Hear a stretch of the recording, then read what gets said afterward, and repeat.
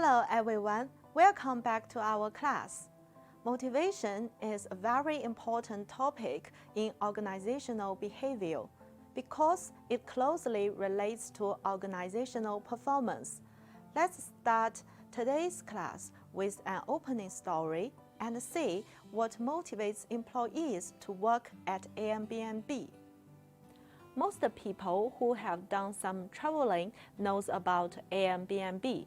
The company has transformed how travelers get accommodations, interact with new cultures, and visit locations around the world.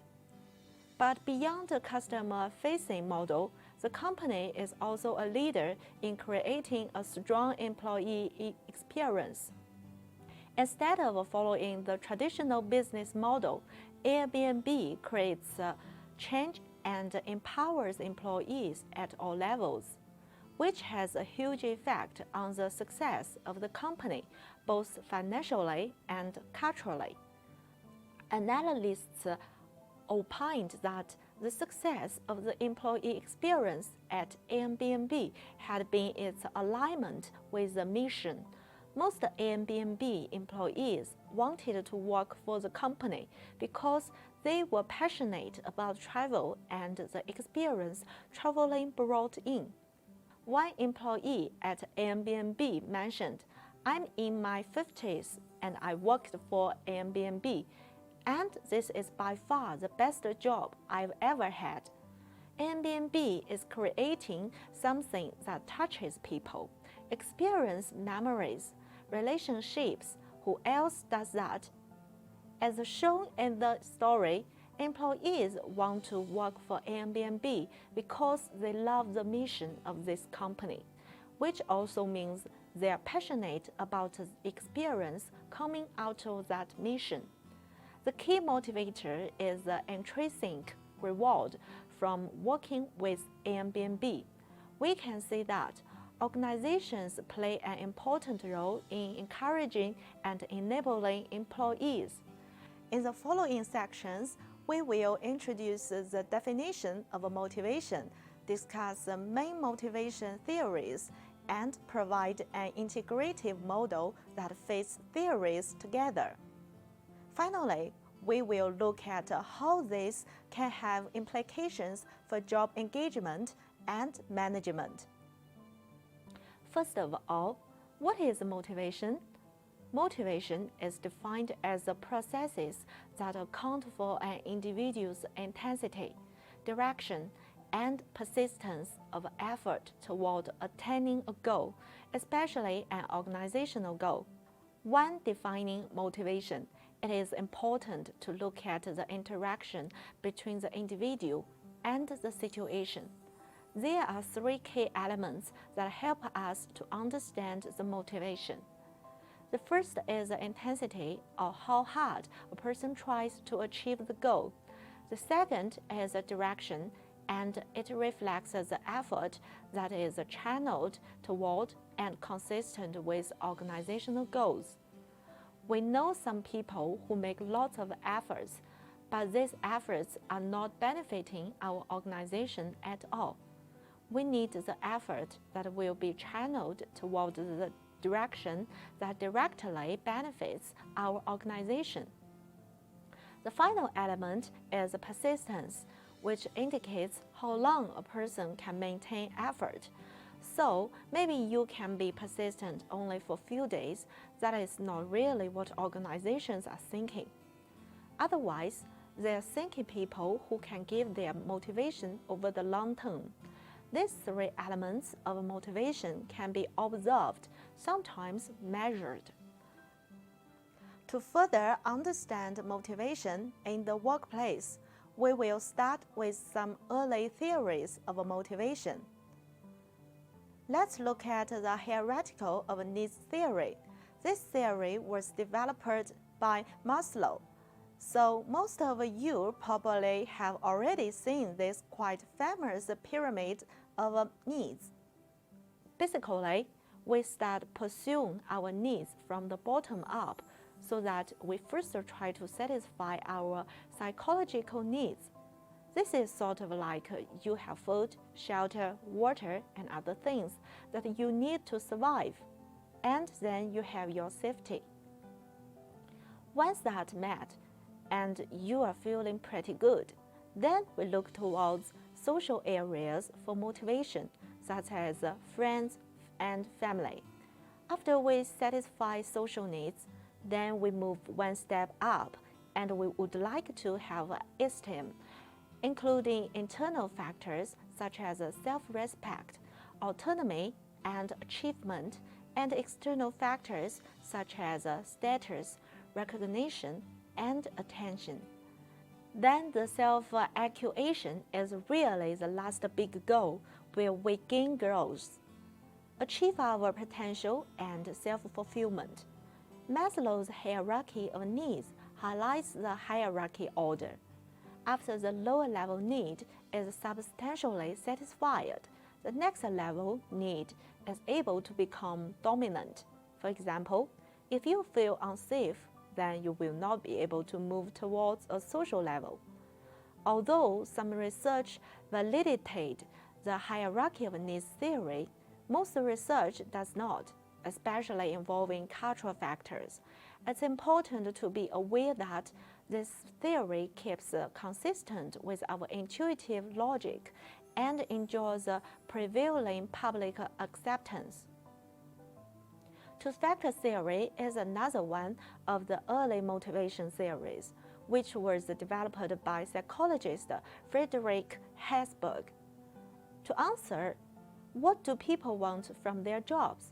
Herzberg asked people to describe in detail situations in which they felt exceptionally good or bad about their jobs.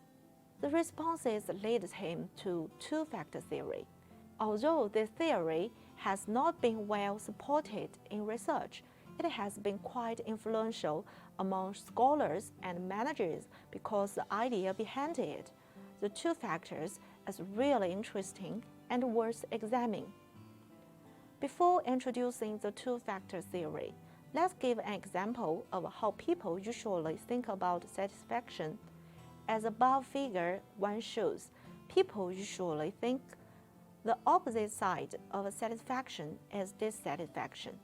So, if an employee tells you, "I feel slightly dissatisfied with my job," then you increase the degree of some factors such as pay, job security, and responsibility so that the employee can improve his or her satisfaction.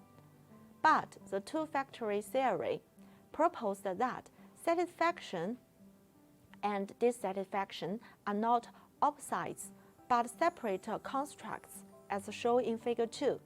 A set of external factors that, when accurate in a job, will help to avoid workers' dissatisfaction. This group of factors is called the hygiene factors, including company policy and administration, supervision, and salary.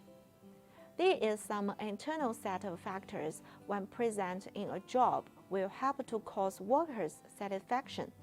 This group is called motivators, including responsibility, achievement, personal growth, and so on. Herzberg emphasized that hygiene factors must be met to remove dissatisfaction. If motivators are given, then satisfaction can occur. However, the presence of hygiene factors does not cause satisfaction. It just helps to avoid dissatisfaction. For example, you are dissatisfied with your current job because of your low pay. When you get decent pay for this job, you will feel not be dissatisfied. Neither will you feel satisfied. But if you get promoted to your desired position, you will feel satisfied because you get intrinsically rewarding by your personal growth in your work. So, in fact, satisfaction and non-satisfaction are more related to your growth, your potential, and your achievement. Managers who seek to eliminate factors that create job dissatisfaction may bring peace, but not necessarily motivation. If managers want to motivate employees, they should emphasize factors that associate with the work itself. David McClelland and his associates developed McClelland's theory of needs. As opposed to Maslow's hierarchy, these needs are more like motivating factors than strict needs for survival. According to McClelland's three needs theory, people in the workplace are motivated by three main needs. The first is the need for achievement or the drive to excel, to achieve in relationship to a set of standards. The second is the need for power to make others behave in a way they would not have otherwise. The third is a need for affiliation or the desire for friendly and close interpersonal relationships. The largest focus of this theory is laid upon the need for achievement because this theory is closely related to managerial skills and managerial positions. According to a large amount of research, we can predict some relationship between achievement need and job performance. When jobs have a high desire of personal responsibility, feedback, and an intermediate degree of risk, high achievers are strongly motivated. They dislike high or low odds because they get no achievement satisfaction. Although high achievers like to set goals that require stretching themselves a little, they are not necessarily good managers because they are interested in how well they do personally rather than influence others to do well. Differently, needs for affiliation and power tend to be closely related to managerial success. The best manager may be high in their need for power and low in their need for affiliation. Until now, we have learned some important early motivation theories, and we can see that these theories made great contributions to increase our understanding of motivation. But they have suffered some common criticism. For example, they were based on assumptions, and sometimes these theories were not supported by strong evidence. In the next section, we will move further to the latest thinking on what motivates people to work. Thank you very much for your watching. Bye for now.